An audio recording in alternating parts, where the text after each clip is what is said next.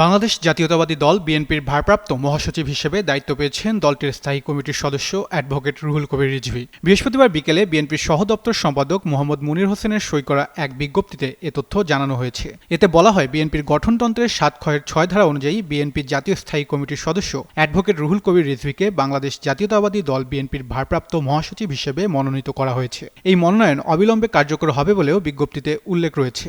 ছাত্রজীবনে রুহুল কবির রিজভী রাজশাহী বিশ্ববিদ্যালয় ছাত্রদলের সাধারণ সম্পাদক নির্বাচিত হন। পরবর্তী সময়ে দায়িত্ব পান প্রচার সম্পাদকের। ১৯৮৯ সালে রাজশাহী বিশ্ববিদ্যালয় কেন্দ্রীয় ছাত্র সংসদের সহসভাপতি বা ভিপি নির্বাচিত হন। ছাত্রদলের কেন্দ্রীয় সভাপতি হিসেবেও দায়িত্ব পালন করেন তিনি। এছাড়াও ত্রয়োদশ জাতীয় সংসদ নির্বাচনে বিএনপির নির্বাচন পরিচালনা কমিটির সদস্য সচিব হিসেবেও দায়িত্ব পান। সম্প্রতি রুহুল কবির রিজভী বিএনপির সর্বোচ্চ নীতি নির্ধারণী ফোরাম জাতীয় স্থায়ী কমিটির সদস্য হন।